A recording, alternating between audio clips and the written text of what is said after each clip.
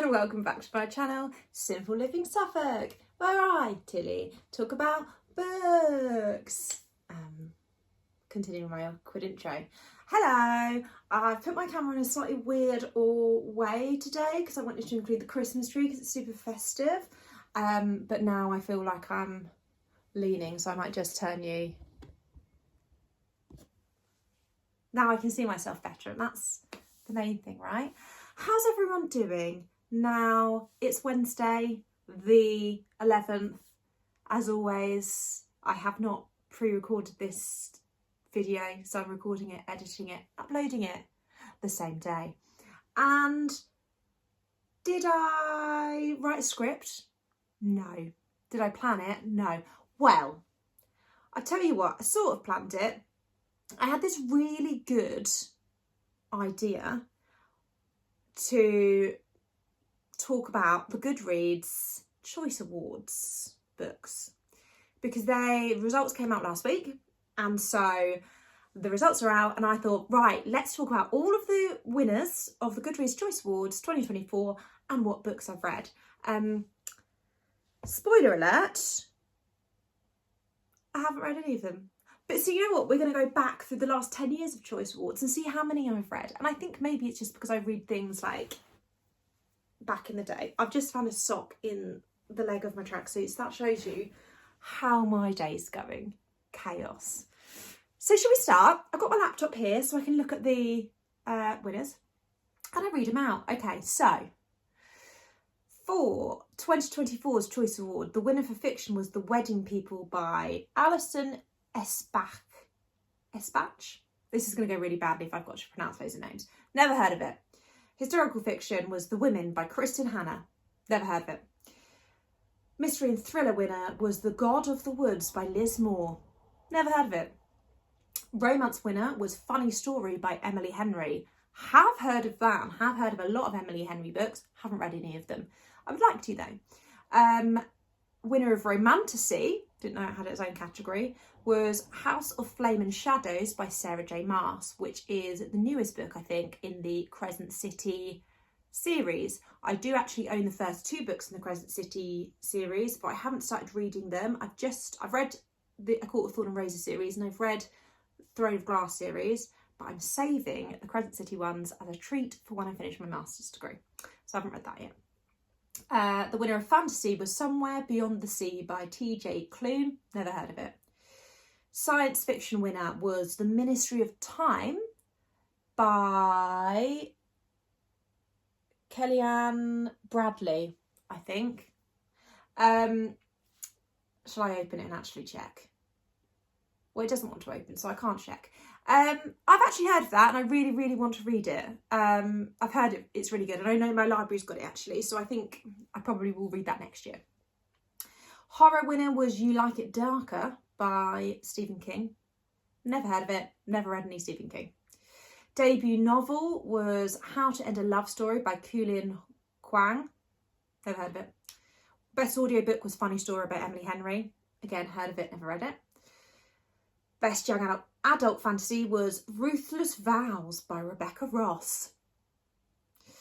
Best young adult fiction was Heartstopper Volume 5 by Alice Oseman. Now that I have heard of, and I have watched the Heartstopper series, haven't read the books, but my teenage kid loves them. The best non-fiction was The Anxious Generation by Jonathan Haidt. Haven't read that, haven't heard of it. And the best memoir was The Third Gilmore Girl by Kelly Bishop. I have heard of that, haven't read it. And the best history and biography was The Bookshop, A History of American Bookstores by Evan Friss. Never heard of it, never read it. So that went well, didn't it? So should we go back to 2023? See how I did in that one? Maybe I've got more to talk about. Okay, here goes. The results of the Goodreads Choice Awards 2023. For fiction, Yellowface by R.F. Kuang. I read that.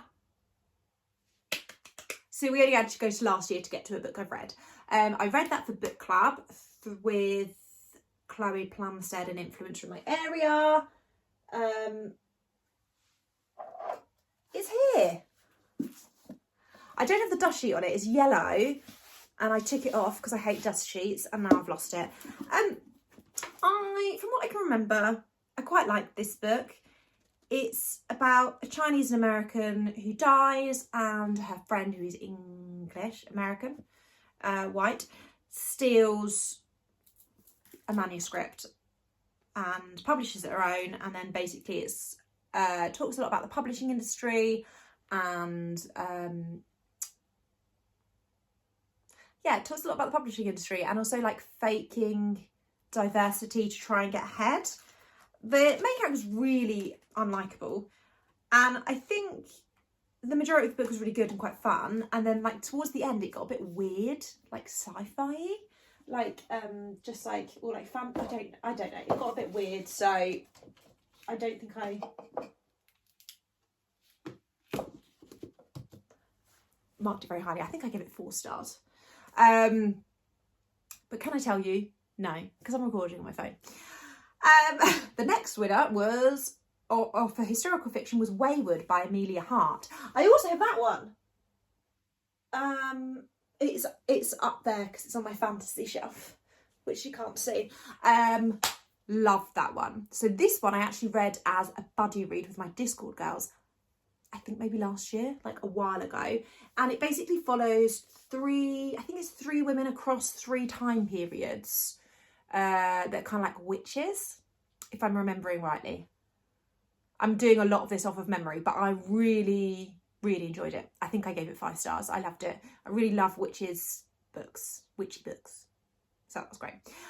Next one is mystery and thriller, The Housemaid's Secret, Frida McFadden.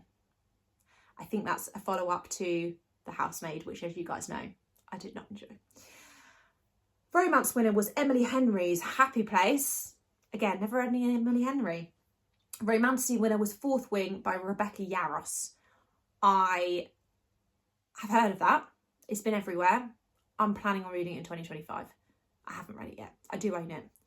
Fantasy winner was Hellbent by Leigh Bardugo. Did I say that right? I feel like I've got another book by them, but I'm not sure. Anyway, I've heard of it, never read this one. Science fiction winner was In the Lives of Puppets by TJ Klune. So another TJ Klune. Haven't read that. Horror winner was Stephen King's Holly. Haven't read that. Young adult fantasy Divine Rivals by Rebecca Ross. Haven't read that. Haven't heard of it. Young adult fiction was Check and Mate by Ali Hazelwood. Haven't read that, but I have read The Love Hypothesis by Ali Hazelwood, which I really enjoyed. I read that a couple of years ago on holiday. And I think I want to read the next Ali Hazelwoods. They seem like fun, easy reading rom-coms, but I just haven't got around to them. The winner of debut novel was Wayward again, so I've read that one. Non-fiction winner was Poverty by America, written by Matthew Desmond. Never heard of it. Memoir and autobiography, Britney Spears, The Woman in Me.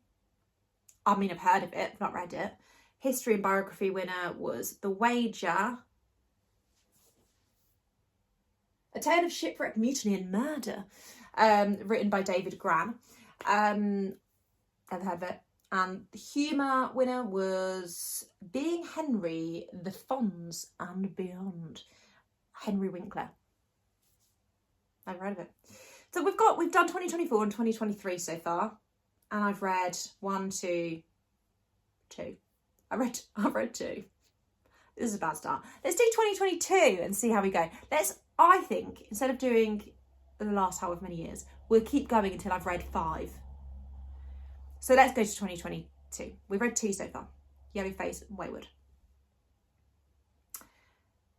So the Goodreads Choice Award 2022 results. Categories. Fiction winner, Tomorrow and Tomorrow and Tomorrow by Gabrielle Zevon. Oh, I've got that one. And it's here, if I can get to it. See, if I'd planned this video, I would have all these to hand, but I don't.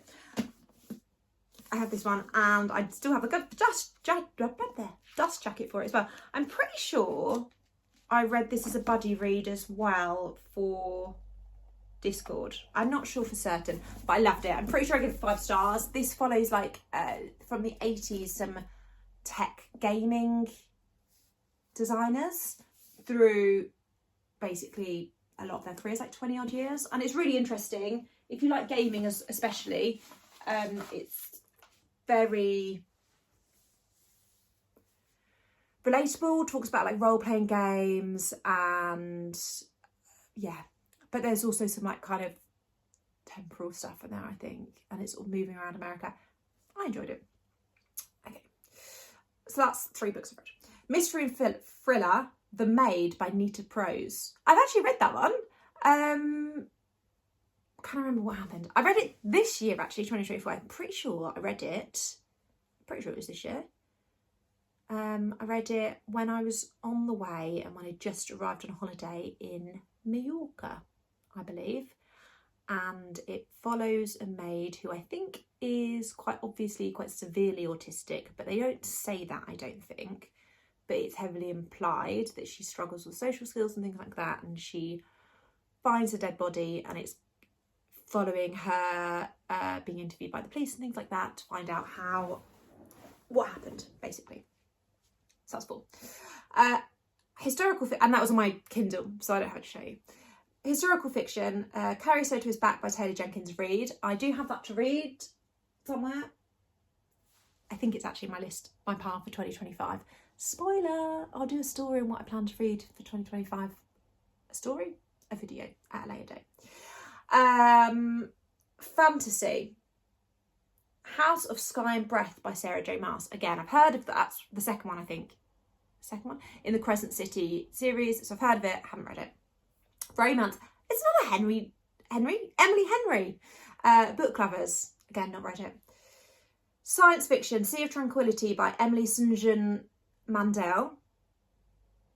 Actually sounds really good. I think I read the blurb of this on Storygraphs. It came up as like a popular, and I put it as my TBR, but I haven't read it. It sounds interesting though.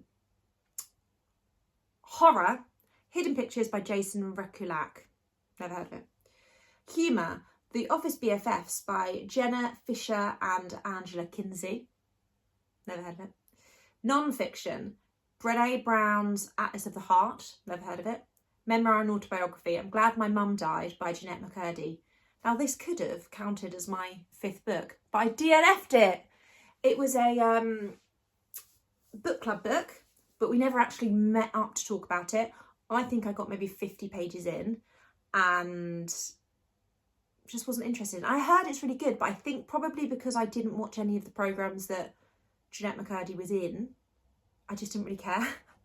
Is that bad? So I DNF'd that. History and Biography, Bad Gays, A Homosexual History by Hugh Lemmy and Ben Miller. I have heard of this and I do want to read it. It's right up my street. Haven't read it yet.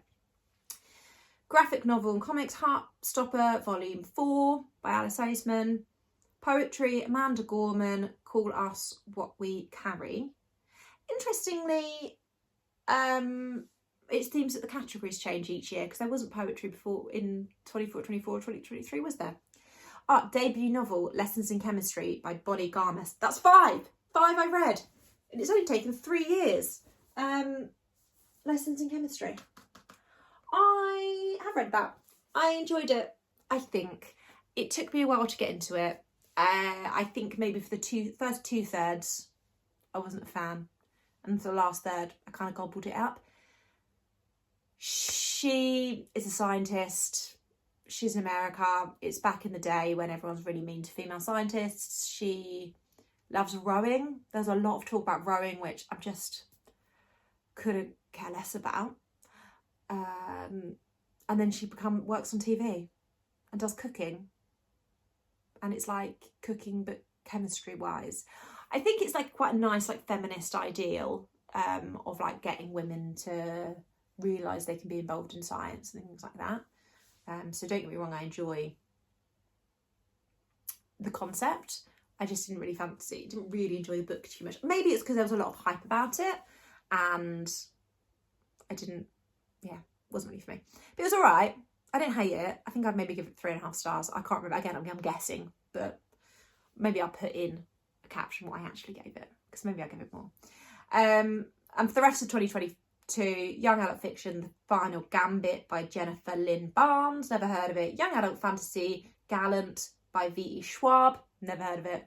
And Middle Grade and Children, I Am Quiet by, it doesn't say, I can't say. So that's it. So it only took me going back 3 years to read 5 books, which I didn't think was very many. I'm just going to have a quick look on 2021 and see if there's anything. So when we get back to 2021, it seems like I've read more, so I'll just read some out. So the Sunny Rooney Beautiful World, Where Are You? I've read that this year. A Court of Silver Flames, I've read that this year. Malibu Rising by Taylor Jenkins Reid. I haven't read it, but I've got it to read. More Emily Henry, actually. The Spanish Love Deception, I haven't read, but I've definitely heard of it. That's 2021. I'm go back to 2020. What do we think? It's going to be all A Court of Thorns and Roses, isn't it? Oh, Matt Haig's The Midnight Library, I've heard of that. Lucy Foley, The Guest List, I've also heard of that. The Vanishing Half, Brooke Bennett, I've got that on my TBR, I believe. Sarah J. Maas, Crescent City, I've heard of that, obviously. Such a Fun Age by Kylie Reid, that's on my list to read. Okay, so a few more. So it seems like the further we go back, the more I've heard of them, which I think is not too surprising. Oh, and then we get, yeah, okay, fine. So I think the moral of this story is, if I want to do videos about current awards, I should probably be a bit more current in my reading. But the problem is, I kind of just read what I'm interested in. And sometimes that's old stuff, or what I'm recommended, or what I see on BookTube, or... So I do read a bit of a mix of ages, some classics, some recent stuff, not always brand new stuff, but such is life. Anyway, this was a real rambly, chatty video. I hope you liked it, because it is what it is. I'm putting a video out today. I filmed one. Have it. Have the content.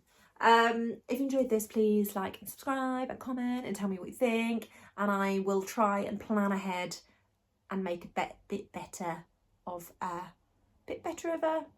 what are my words? Organise a bit more. Plan my thoughts a bit more? Yeah, let's try that. Bye for now.